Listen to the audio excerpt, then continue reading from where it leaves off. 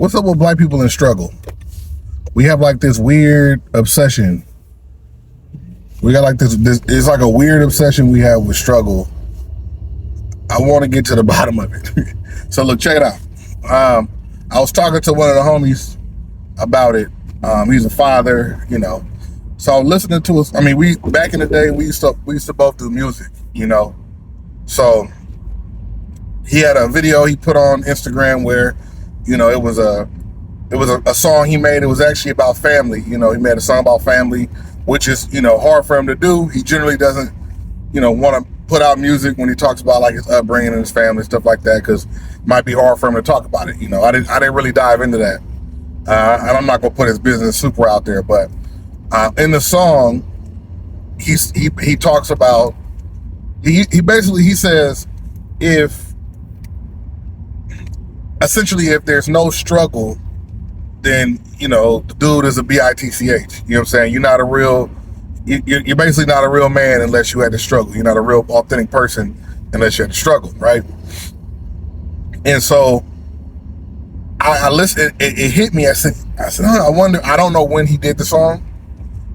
So you know, I wanted to ask him about it, basically, see if that's how he felt, you know, and all, you know, and so I asked him. I said, hey, you know, I have a son, and you know, I'm a black father. He's a black father, and he has a son. And I basically asked him. I said, hey, man, real quick about that song. Do you believe, you know, we're trying to create as fathers, we're trying to create a safe environment where there's, you know, the less struggle, the better in the environment we're trying to create. You know what I'm saying? And do you think that we're creating, you know, men that are not actually really men, soft men that aren't, you know, I don't want to use the bitch term, but basically that's what it is. Are we both raising a bitch? Like, is that what we're doing? You know what I'm saying? And he basically, he responded, and basically what he, you know, and he cleared it up, and I agreed with what he's saying. So let me sum up my opinion, and my opinion is pretty much on par with what he was saying.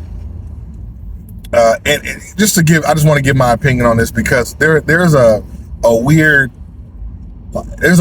relationship with black people in struggle.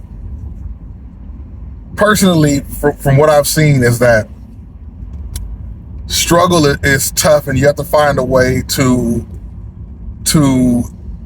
because if you don't have what other people have, right? You don't have what other people have in a scenario where you're struggling.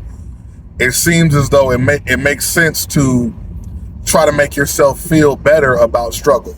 You get what I'm saying? Want to feel a little bit better about struggle.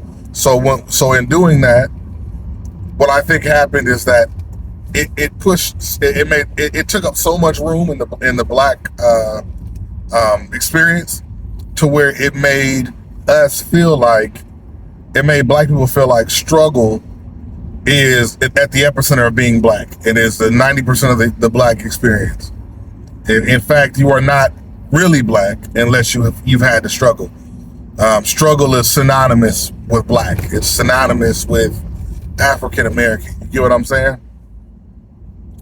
And we've all used terms, you know, when we talk about a real NIGGA, we're not talking about, generally, unfortunately, we're not talking about a solid black man with morals, respect, and values, and, you know, treats women right, respects his elders, respects the people around him, the space around him, takes care of his children if he has them. You know what I'm saying? And we're not really talking about that. We're talking about when we talk about a real NIGGA.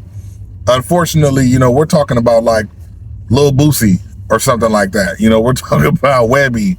We're talking, you know what I mean? Now, I know a couple people that say, no, when I'm talking about a real NIGGA, I'm talking about, you know, a real man, and you're an outlier. You're not a person that, and I agree with that. Like that's what I believe. I'm talking about I no longer use the term, and if I do, I'm talking about a real man. But a lot of y'all say you do, and the vast majority is not. So you can disagree, whatever. Like I said, that's up to you. But the vast majority, is talking about a street dude. You know what I'm saying? A thorough street dude is what they're talking about. So we're not gonna split hairs. But yeah. So here's what we came to. Not even just about spoiling, right? I'm not gonna talk about spoiling. I think at the end of the day, a father is afraid. A black father is afraid to raise children that aren't happy for what they get. They're not. We're afraid to raise children that aren't that don't know the value of what they have, and the other people don't get that sometimes, right? So, and I get that, and you want to teach them. You want them to know how to move forward in life, how to persevere through struggles, and I get that. And there's different ways to teach that. I think the struggle to teach that's the only struggle that should be present. We have to understand that struggle is synonymous with the black community, and that's one of the reasons why we are where we are. You get what I mean? You don't always, we hear about people persevering, persevering through struggle, and I came from nothing, and it makes for a great book.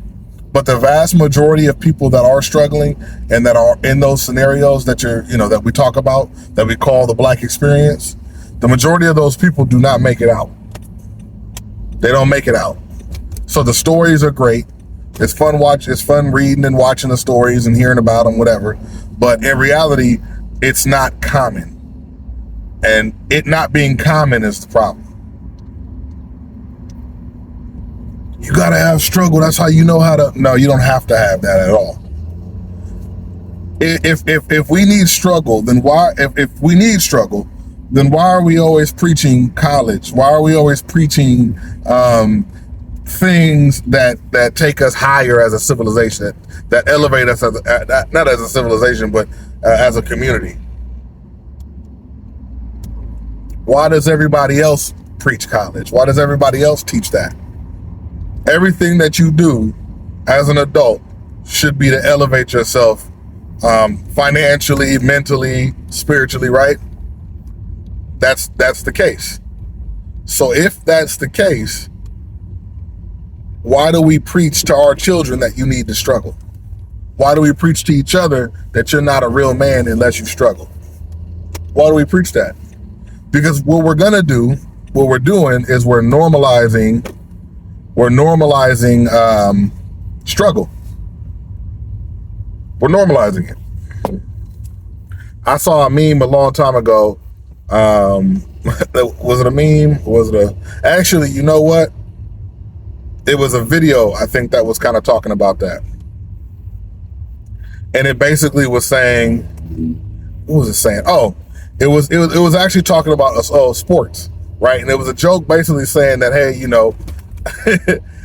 because there was a young NBA superstar, and he was mad at his father for not being there. And basically the father was like, listen, I didn't come around because I wanted you to get into the NBA. You wasn't going to be hungry enough to get into the NBA if I wasn't around. If I was around. And I looked at that and I was like, that's interesting. You know what I'm saying? That's interesting. So, and it's a joke, you know what I'm saying? It wasn't it wasn't a huge deal. It was just a joke. But I say that to say, I bring that up to say this. That's part of a bigger point. It's part of a bigger issue. And the issue is how black people, is the relationship we have with struggle. We have a very odd relationship with struggle. It's like a symbiotic relationship. It feels like Venom, from Spider-Man. It's like we're the guy, and struggle is Venom.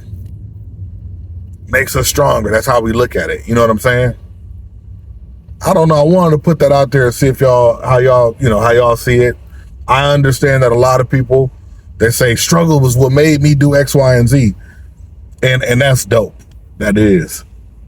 But statistics and critical thinking and common sense says that struggle does not generally work.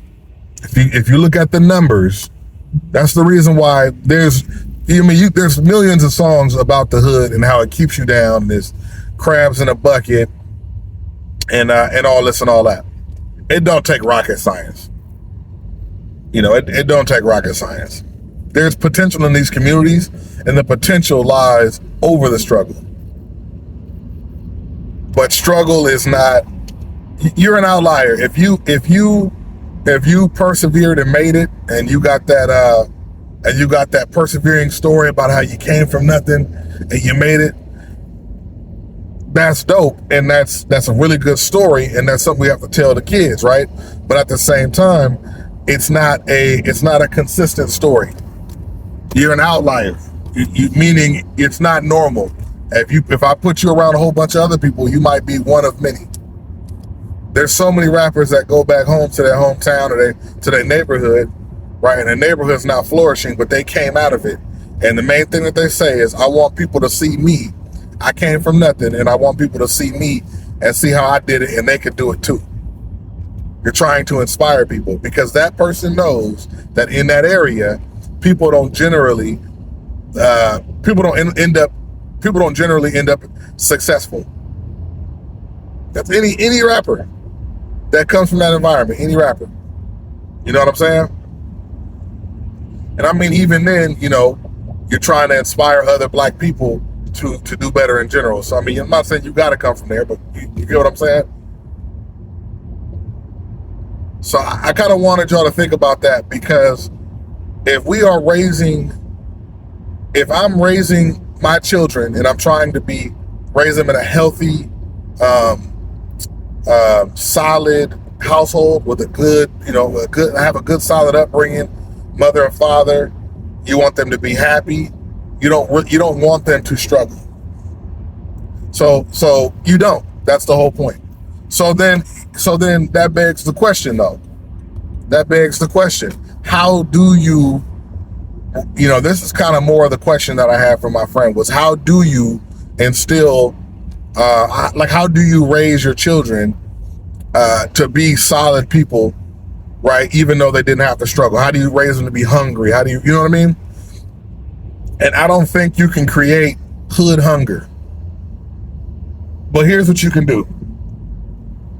You can teach them morals, the same lessons you learn in environments like that are the same lessons you learn in real life. These are the lessons you should be teaching your kids.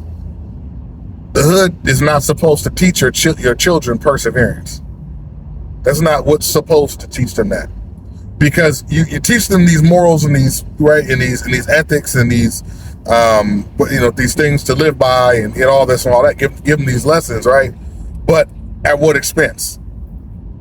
Kids got PTSD, you know what I'm saying? All kind of issues are happening in their childhood. And you end up teaching them those morals, don't get me wrong, but it comes from the wrong teacher.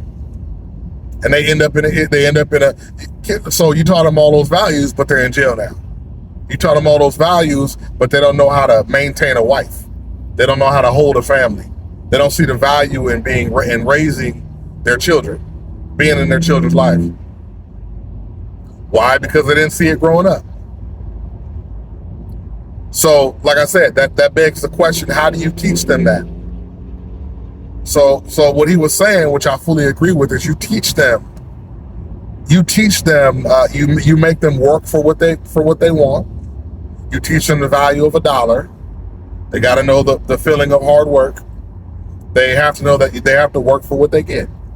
You teach them morals and ethics.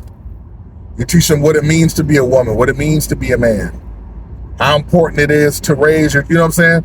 Teach them to be fearless. You teach them to, all these things.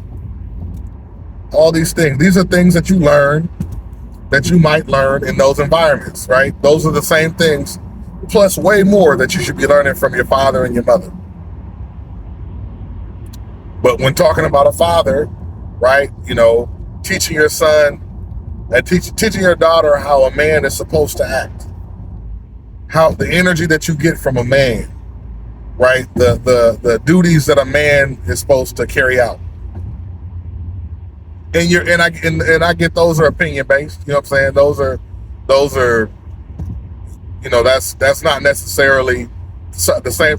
Everybody's not going to have the same opinion on that. I get that, but this is your child. This isn't anybody else's child. Yeah, so I wanted to kind of bring that to y'all, man. I hope y'all, start to kind of think about that. And I was happy to have that discussion with him. He ended up telling me, "Hey, man, I recorded that song in 2012." And also that was a small part of the song. That was a small part. That was actually it was on the chorus of the song, and but it was a small part of the song. He talked about a lot of stuff, so I wanted to make sure he knew I wasn't trying to single out anything. Like I wasn't trying to specifically single out that and not pay homage to the other really good things that he said in the song, But that kind of stuck out to me because it'd been something I thought about years ago. It's something I think about off and on, to be honest. It definitely has me thinking because it feels like we're setting our children up to win at life but fail in our community.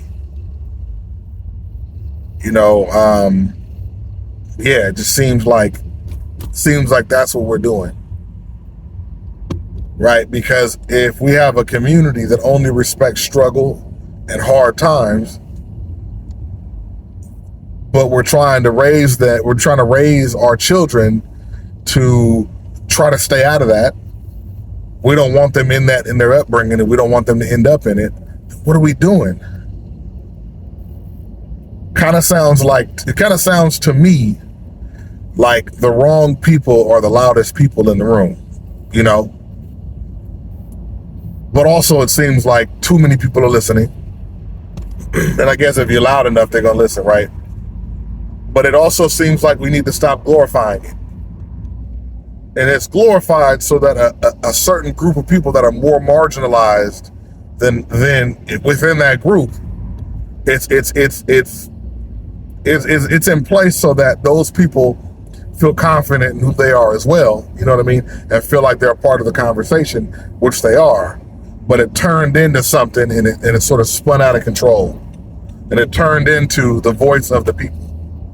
So you have one specific group within a large group of people that are the loudest, that are the spokespersons for that.